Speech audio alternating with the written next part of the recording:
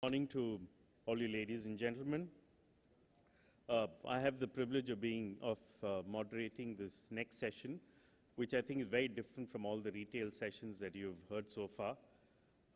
This will take you into the innards of retail in terms of the investments made in retail, operations of retail, looking at it from a larger macro perspective than what we've discussed so far. So when you look at investment in the age of disruption, value, consumption, and technology, what it means is that there are several things happening around us in the retail market. There are changes that are happening, new ways of selling. New technologies which enable processes in retail, creating consumption, creating, let's say, the opportunity for sales to improve. And at play in a lot of this is, behavioral changes, technology which drives changes in market structures, and the way, some of the newer retailers have come in. So when we started RAI, and I remember that was a little less than 20 years back, at that time we never had something called e-commerce, and we only had brick and mortar retailers and a few of them. Then what we've seen over the years is that the chain stores tended to gain strength, and then post that you found a whole bunch of independent retailers joining RAI. But more importantly, what we've seen is that the buzz in the market, in the retail market, has been e-commerce, online commerce, and then now we've reached a stage where there are several online retail players now also wanting to test offline and consequently, hopefully at some stage, morph into an omni-channel retailer. So what I'd like to do is to introduce the panel, and this panel is a very, very illustrious panel. Before I introduce the panel, I just wanted to dwell on the private equity industry in India. So if you look at PE interest in India, last year is one of the highest. In fact, it's estimated that about $25 billion came into the Indian industry through the PE route in terms of investment, much higher than what was there in the year 2016, even higher than one of the high years, which is 2015, or even way back if you look at 2007-8, even higher than that. So obviously there is great interest in India. A lot of PE investment is actually going in, as you can see, into technology, which is grabbing the largest share in PE, and then financial services. So between the two of them, they're pretty much 2/3 of the current PE investments which are happening in this country. Logistics, healthcare, life sciences, etc., are much smaller. It's also been a good year in terms of PE exits, and you can see in terms of numbers, roughly half of what is invested last year was also what people managed to take out. You can't really compare the two numbers together because exits are of investments probably made in the year 2010, 11, depending on the duration of the investment that has happened. But what we've certainly seen is that last year, 2017, in the IPO market, there were lots of companies which were PE funded, which went public, and in the course of going public, actually managed to release liquidity for their investors. The other larger overriding theme is the fact that if you talk to LPs across the world, certainly there is much greater interest in India. So whether it's the marketing spin that we've managed to bring out through our Prime Minister, or whether it's about the things that we're doing on the ground in terms of reforms, or it's about the positive connotations which people have about India relative to other markets in the region. For whatever be the reason, certainly there is a lot more interest in India today from LPs abroad. And despite the fact that India is still seen as a higher valuation market where the current multiples tend to be slightly higher than what you would normally expect. But then, of course, everybody knows that India is a market of opportunity. So whichever way you look at it, from a consumption perspective, we are 1/8, 1/10, 1/3, whatever, whether it's in terms of per capita consumption on PPP basis, whether it's in terms of retail square foot available, whether it's in terms of hospital beds. So whatever way you look at it, you'll always find that we are always much lower than the US, much lower than world average, and certainly much lower than China. So in terms of the upside opportunity, there is a lot of expectation that India will offer upside opportunity. That is the way most people have seen it. So to be able to discuss in detail, we've got a whole bunch of we've got our panelists. We've got Hari Menon. Hari Menon is the founder, CEO of bigbasket.com, and I've just captured a little bit of Hari's background out there. And what you can see is that Hari probably dabbled in e-commerce much before e-commerce became popular in this country. So some of you all will remember FabMart, FabMall. They did an online model, they did an offline model, and this was way back in the late 90s, 98, 99. Hari has also got a technology background. He's also been involved with the Guilds Council and their joint venture with the Manipal Group, and because of which, in terms of being able to ensure that retail training and education is of a very high order, Hari has been involved in a lot of that stuff. So we've got Hari, and may I request Hari to come onto stage, please. A round of applause.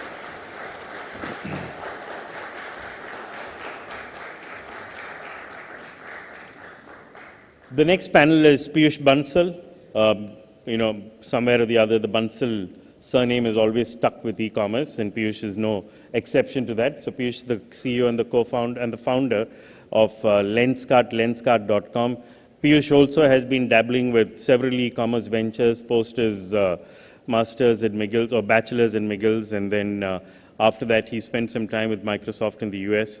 Came back and then did lots of things. He thought the college students were a very, very interesting segment to address, and then he started off with classifieds for college students, went on to be an extended arm of international e-commerce players before he decided to get on to Lenskart way back in 2010, and has built certainly very admirable business over the last 7 to 8 years.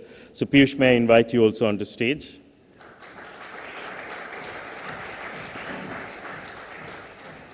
So these, ladies and gentlemen, are the two retailers that I have on this panel. And now we have Manish Saigal. Manish Saigal is the managing director of Alvarez and Marsal. Alvarez and Marsal, of course, as many of you all know, are leading players in the advisory services. They conduct due diligence. They provide support in terms of helping you improve your business. They kind of work as the interface in many a case between a fund and a company in terms of ensuring that the fund is paying right and the company is extracting the maximum that it has. So he also has got close to about 18 years of experience, worked closely in the consumer space in India, in the consulting space, in the financial and the commercial services, and all of that. So Manish, may I invite you on the stage? A round of applause for him.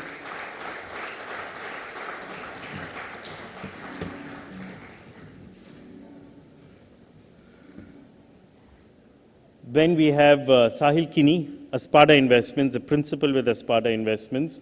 As you can see, he's an engineer, worked with McKinsey. And then, of course, in the McKinsey regime, he also went on to the Aadhaar project. So if you have any issues about the Aadhaar project and the privacy, you have somebody to blame for. He's also, brings a background of manufacturing, supply chain. He's worked also in Titan, one of my past work experiences. So he spent some time there. So what he's done is he's done a lot, both in you might define as the old world space and in the technology space. And I think now in his investing hat, he's able to combine all of that experience. So Sahil, may I invite you onto stage?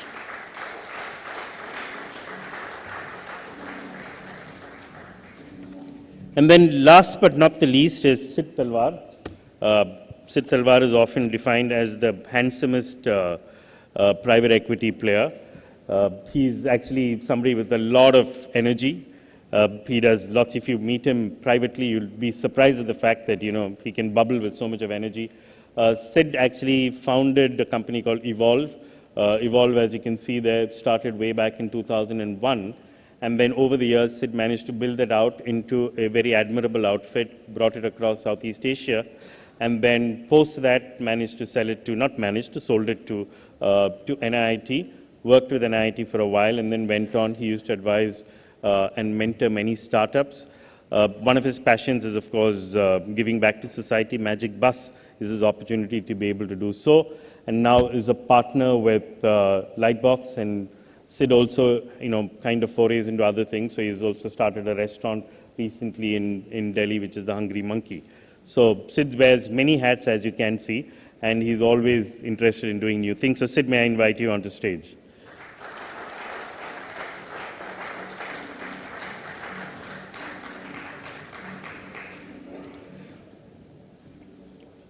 So this is the panel that we have today. Uh, what we're trying to do, and I know we've got 35 minutes ahead of us, 10 minutes is what I took for this first slot. We'll have 25 minutes, which will be, basically addressing questions to the panelists here, and hopefully they'll be able to share both their knowledge and their experience with all of us. And then we've got 10 minutes at the end, which we can hopefully address questions for the audience. And this first set of questions I'm actually going to ask to the first two people on the panel, which are Hari and Peyush, because one of the things that we have seen in India, and especially with the new regime, has been about how we've tried to make sure that the entire economy gets a little more organized. And we've seen demonetization happen, we've seen GST being implemented, we've seen changes in the FDI regulations, we've seen dismantling of something called the FIPB, which earlier used to be a challenging body to pilot anything through. And we've also seen that, at the state levels, there are lots more changes which are happening, especially on acts which relate to retail. So what happens in a lot of these things is that retail and retailers are also challenged by the change that is being brought about. And the first and the most important challenge that most of them had was GST and how to adapt to GST and how to declare what they undeclared in the past. So what this can translate to, and I'm asking this to Hari and to Peyush, is that does this give us an opportunity to actually ensure that retail starts getting a lot more organized? The larger players will become larger, will consolidate, and the unfair competition that you always see in terms of margins and prices will also get nullified to some extent. Yes, I completely think so, Bijou. And one example that that I can give you is basically demonetization. So there were so many views on what it finally did to various sectors. A lot of them went through a lot of pain, business dropped. A lot of these microfinance companies, etc. Literally kind of vanished and shut down. But I think it for people like us, it created such a large opportunity where thanks to the fact that fruits and vegetables were not available anymore because there was no cash, and the only way you could buy that was to come online and buy it. So it created a huge surge of customers. We were not ready at all. And while that didn't sustain, and we weren't expecting that to sustain, because a lot of people, when cash comes back, tend to go back to their normal ways of buying. But what was earlier, almost 50-50 from a cash to digital payment perspective, kind of skewed to 80-20 at one point and settled down at about 60-40. And that's really what it did. And hence, organized players, there's an opportunity to get larger, get better, because more and more people will start using these channels, going forward. The same thing with GST. I think there's tremendous opportunity for companies like ours to use GST effectively, and that would change things too.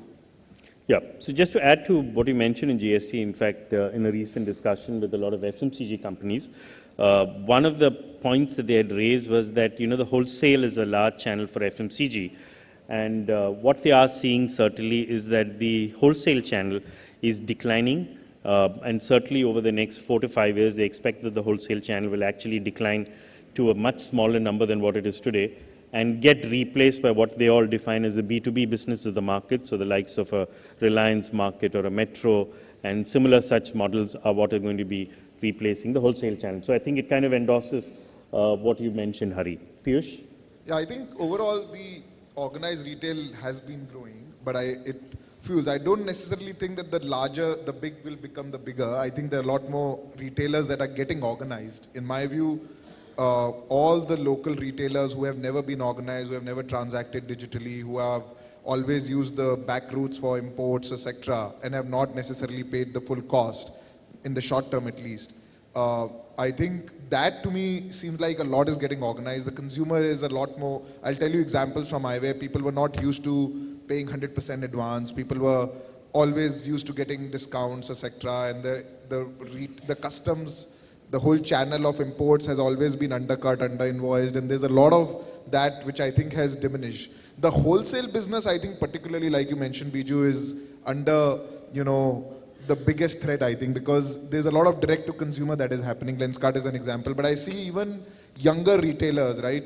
Retailers to the tune of maybe 5 shops, 10 shops are actually now going not using wholesalers. They're actually directly importing goods at full price. And a large part, I think, of what the wholesalers used to do was actually, be an alternate channel to bring the cost down, which I think that advantage, consumer advantage is gone because you anyways are paying the full duty because of the whole demonetization and GST. Another thing, I think manufacturing will become more, will get promoted more. I think for us, had it not been GST, a lot of the economics would have been very different than what they are today, which has pushed us to do more and more manufacturing. So I think with manufacturing, a lot more will also get organized. Great. Yeah, and just to kind of share, I think on the GST front, a lot of people haven't done invoice matching as yet. The government hasn't forced us to do so. But I think the moment you start getting into invoice matching, and that's when the Pandora's box will open up in terms of who said what in terms of sale and who said what in terms of purchase. And I think that's when the fun begins. But, over the long run, one does expect that all of these certainly will bodes well as far as we are concerned as an economy and works better for the larger and the more compliant retailers. So the next question is actually to both Sid and Sahil, who are wearing the investor hats. One of the things that we've always seen is that there is there are two things that happen in the investing world. One is to follow what we call as a herd mentality. So there is a tendency to start moving towards certain sectors where people feel that there is greater interest and greater opportunities. So that's one. And the second is to be also focusing on the larger companies, because the larger companies, they believe, are the most successful, better run, and consequently those get driven in terms of higher valuations, but yet there are more people chasing them. On the other hand, if you look at the medium-sized companies, many of them suffer because there is no great investor interest in them, because the interest is only in maybe the top 1, 2, or 3. So is there something in this that we are seeing that the rest of us are missing, Sid and Sahil, in terms of, let's say, both the herd as well as the larger company focus? So I think, actually I'll take the latter part of the question first. In technology, as you look at product companies, you find that there's always a winner. So there aren't going to be 20 Facebooks. And tech VCs, which is a very wide word in India. So venture capitalists that invest in product businesses are going to go after a winner. But that doesn't necessarily work in every single sector. Retail doesn't need to have one winner. Or the only one company that's going to be the company that does this. There will be large companies and there will be mid-sized companies, and every one of those businesses can provide a return for a venture capitalist or any investor for that matter. And I think that's the mentality of saying, oh my God, I have to go after and get money in that business because that's the only one that's going to succeed in selling shoes. I couldn't think of anything. or eyewear or groceries. I think that there's plenty of opportunity to be able to find successful, well-run businesses in retail. Unlike perhaps pure play tech products, where we've seen winners come out. On the second part of your question, or on your first question, I think everyone has been burned a lot by this idea of herd mentality, and I don't like to pitch my own fund, but I'm going to. So when you do the Twitter hashtag thing, you can mention us. We've actually found that going after businesses that others go after is probably the worst thing you can do, because most of the people that put money in India aren't from India. They've never been to India, they've never stepped foot here, but they invest, and they invest in what they understand in their own country's work. And that's where the majority of money goes in our country. And so to follow them, living here, would be, would be foolhardy. And I think the problem that most of them have is they don't understand what our problem is. And they expect that we behave and that we have the same structural disadvantages that they have, which is so wrong. And I hope, and we're seeing more and more, that founders are starting businesses that are addressing those structural disadvantages. And investors are spending more time trying to understand why something would work versus something else. And I think the more time we spend in our own country, and the more time that we spend trying to understand different industries that work in a certain way and have a certain mentality, and why that is and how we can fix it or think about fixing it, the better we're going to be. And at that point, I hope we have a herd mentality. I hope we go in that direction and start investing. So we're getting there. We're almost there. Thank you. Thanks for that interesting twist, Sid. So I'd like to build on what Sid just said and say that when you're looking at investments in different sectors have different dynamics. They have different economics, and therefore they have different return profiles over different time frames. So when you're evaluating, saying one sector is better than the other, that depends on what that investor is trying to get in that time frame. So that's on the sector side of things. When you start looking at why a lot of capital tends to chase winners, well, that's the nature of the business, because once somebody has reached a certain scale, then it becomes viable to put in large amounts of capital. See, investing is also a business, and a lot of it is about managing large amounts of money. And when you manage large amounts of money, you have to deploy that money in a short period of time. And when you have to do it in a short period of time, you can only do it in so many companies efficiently. So the largest pools of capital will always chase the winners.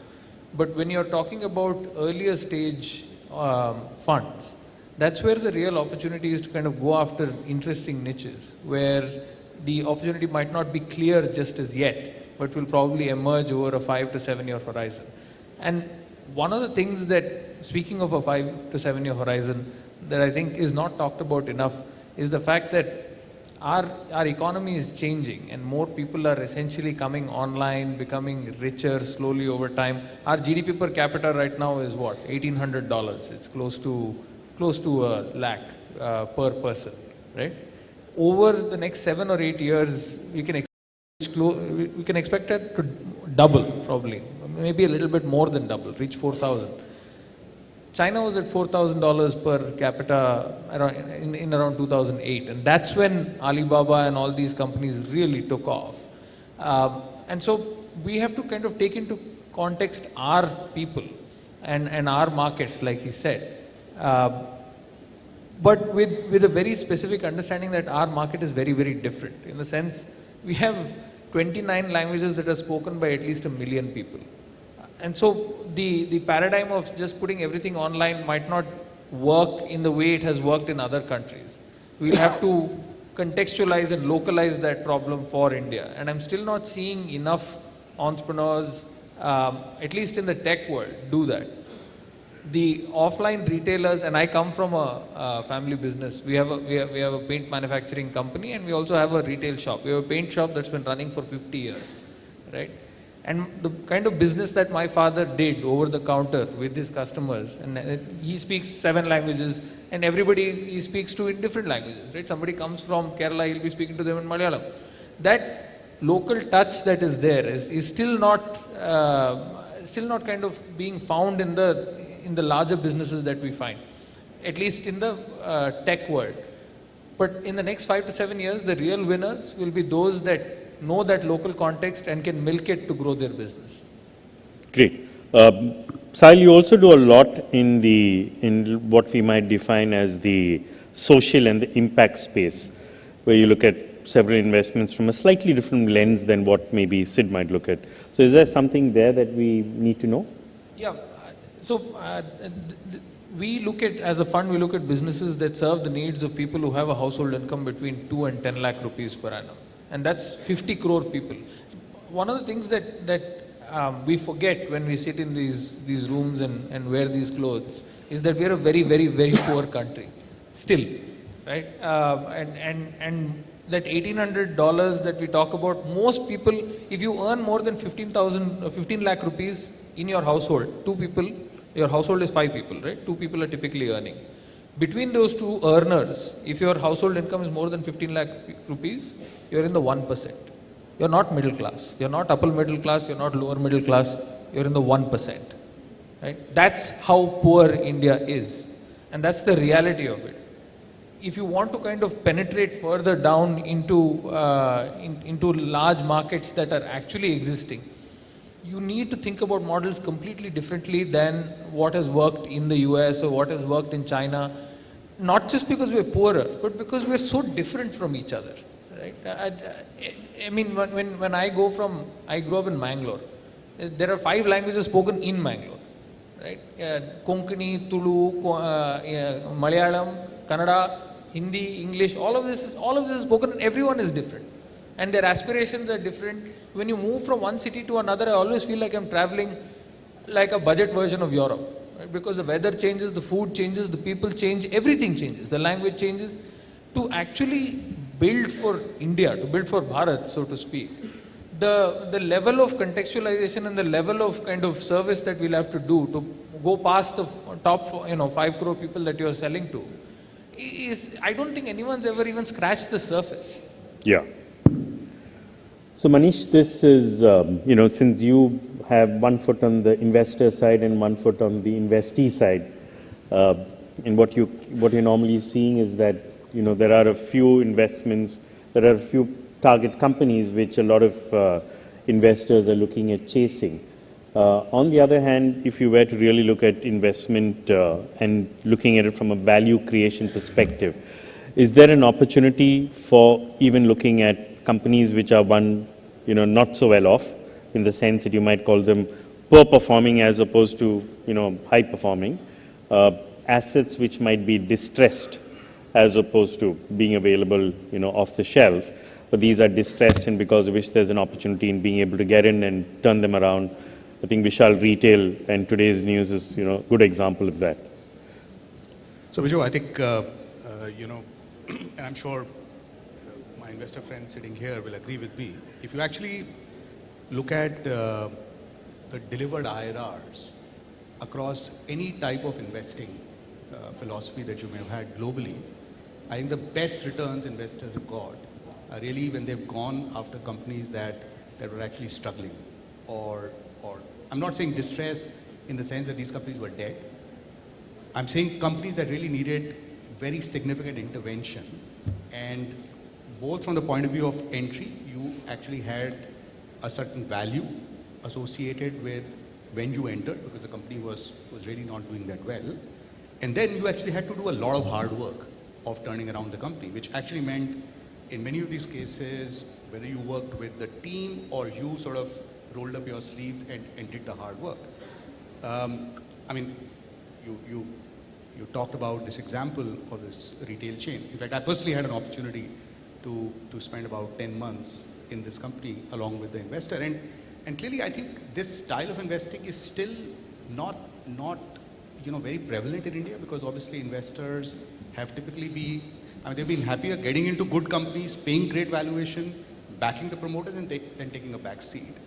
I guess, with what we are seeing in general in the market, and, all these distress situations are in front of us, the top 15 cases, I think what it is telling us is that as an economy, we have to embrace how we work with some of these companies that actually are struggling. And some of the largest steel companies today, if you see, power companies you see, now you're seeing some consumer companies coming in, textile companies coming in. These are companies which are not small. They're like $10 billion kind of companies, where either because of industry cycle or because of maybe excessive leverage or a balance sheet stretch have got them into problem.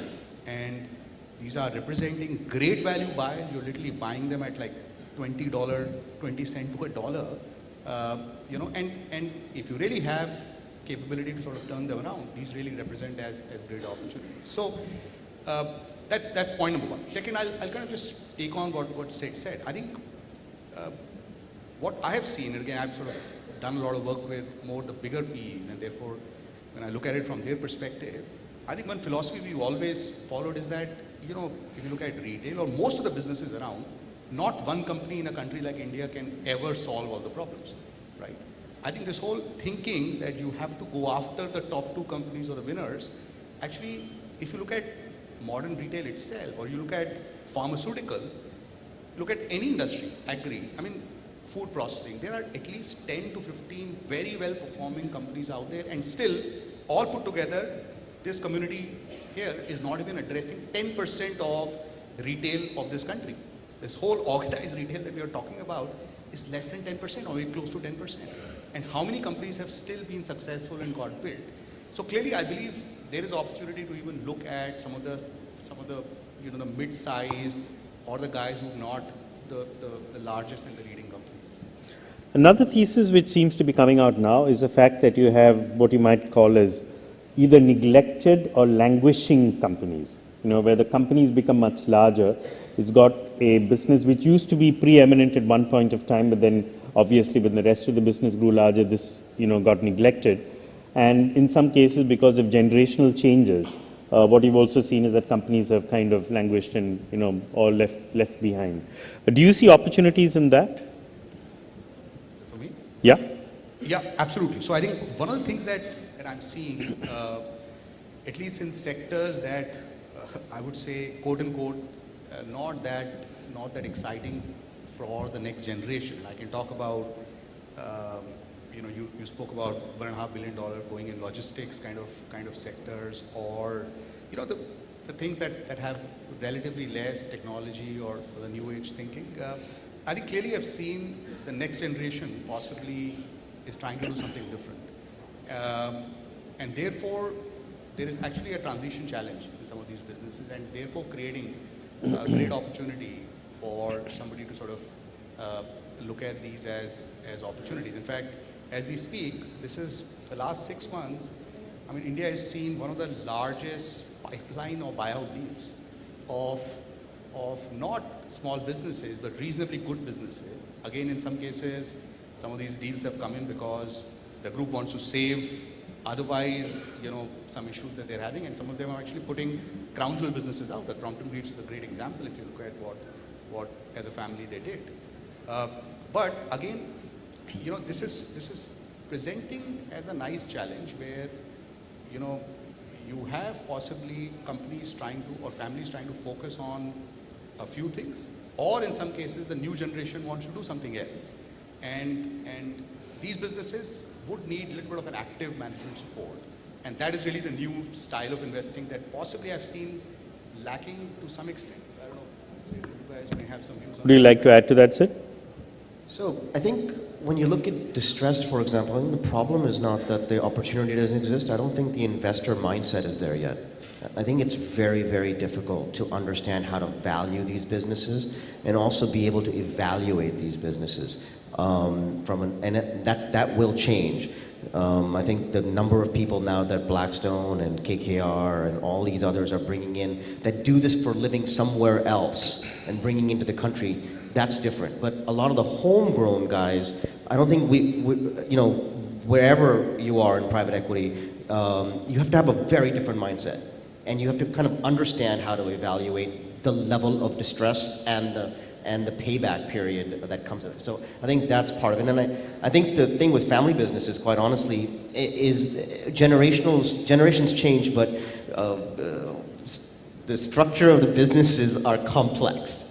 And for you to walk into one of those businesses it's not, I think we're so used to meeting first generation founders who do not try to, and I use this in the best possible way, manipulate their equity structures or try to hide. I mean, I don't know about Peyush, obviously, but I mean, other than Lenskart, other companies. So I think we have to be able to understand that web as well and understand that's part of the culture of older businesses. I think that as we move forward, this is going to happen more and more. And so the next generation of investors in our country are going to see many more opportunities, being able to come into companies that might not be doing as well as they were before, and then taking them forward, or looking at distressed businesses with the ability to evaluate them and have that exposure and experience to be able to then operationally turn them around. So let's see. Great, thank you. There's been a lot of investor interest in online-only plays.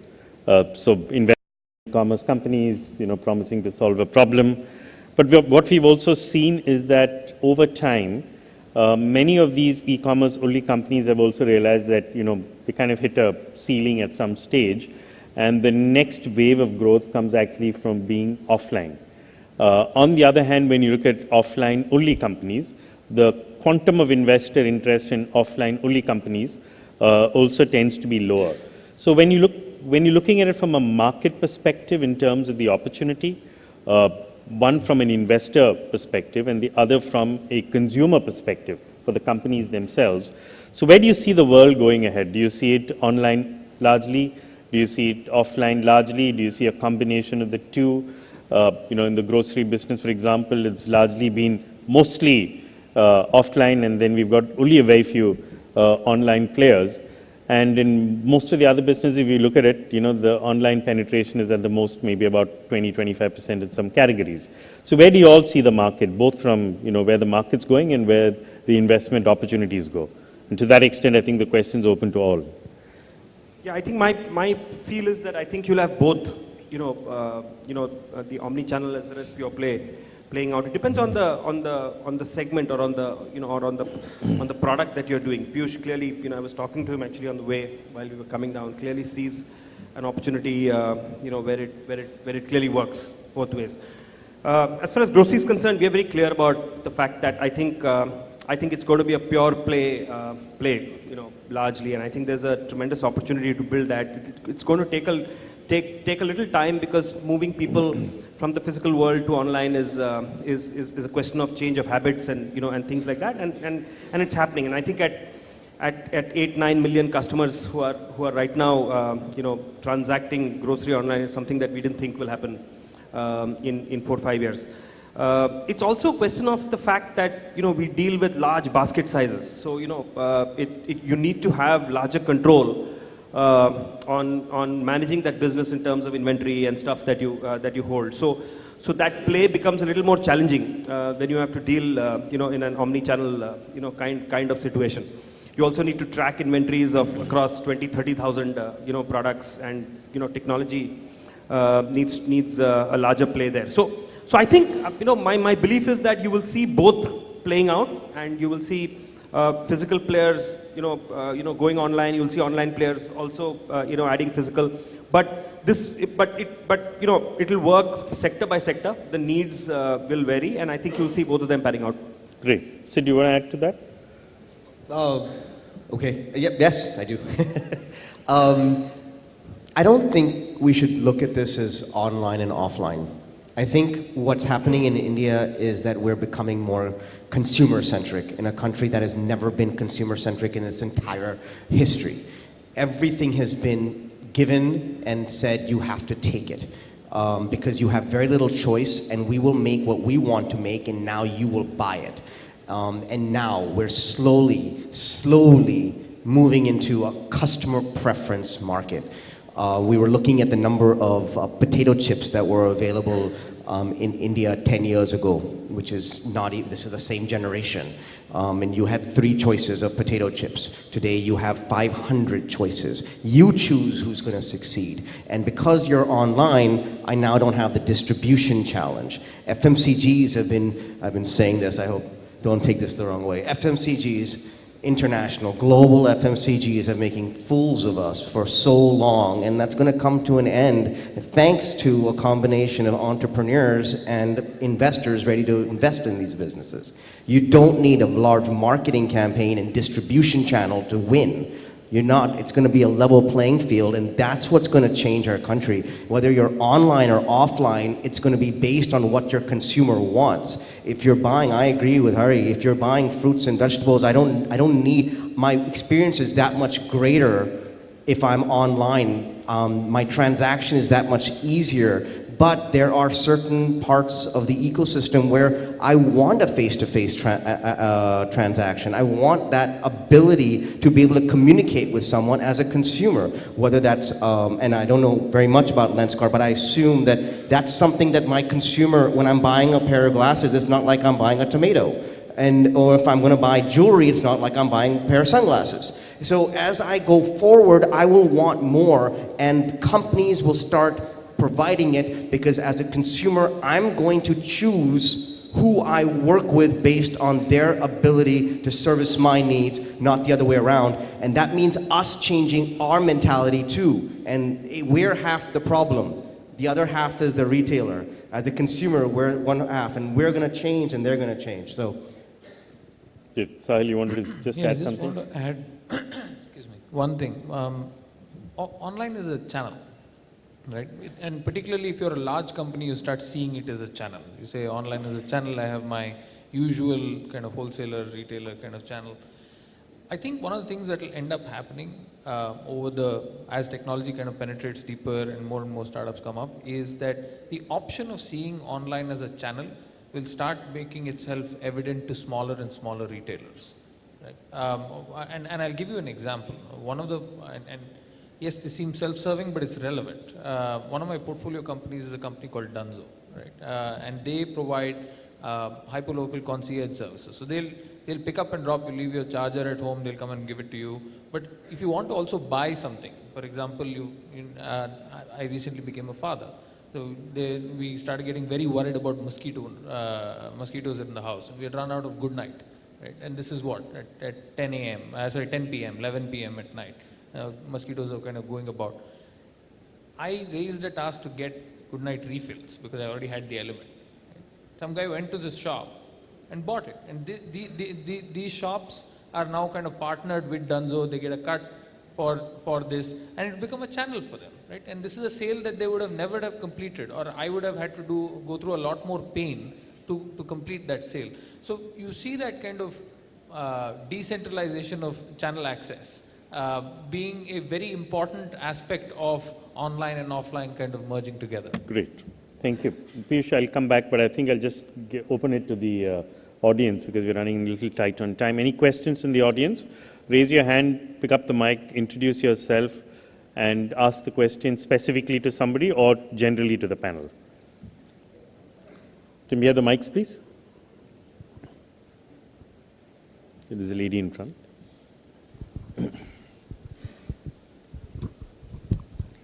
Hi, good morning. My name is Nandita. I'm a marketing specialist with a startup called Freshworks. My question is more from a retail perspective.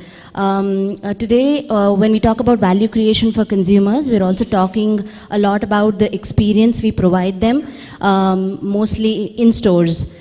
So how do you see that for the wholesale market changing, and what sort of new experiences do you see come into stores, particularly for that little extra mile of value creation?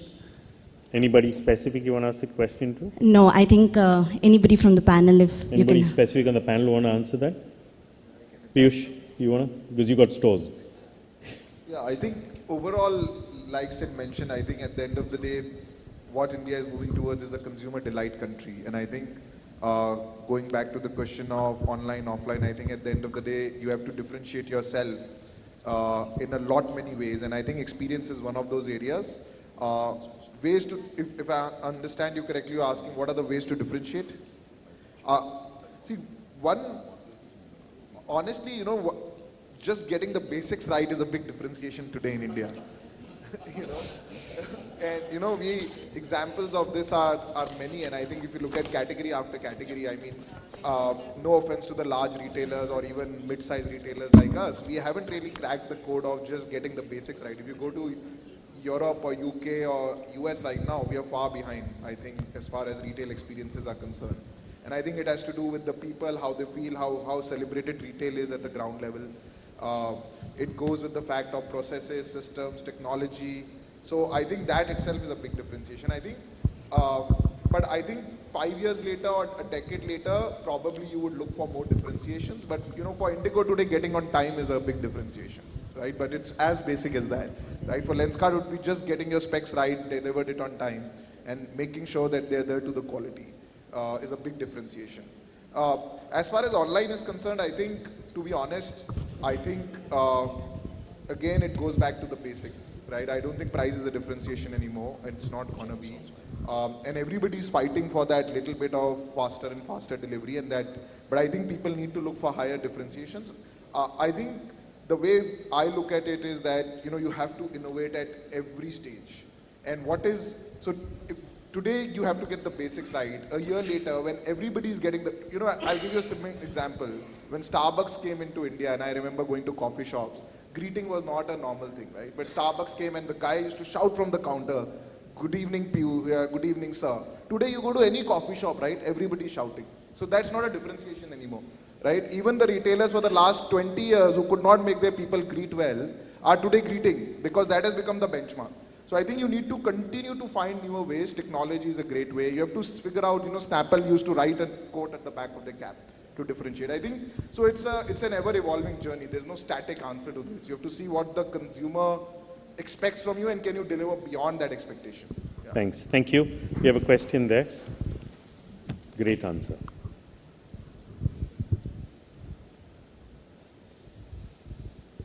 Good morning. I'm from Landmark Group. My name is Dinesh. My question to you, the panel, is how do you see self-checkout for the consumer in today's era in retail, especially for India?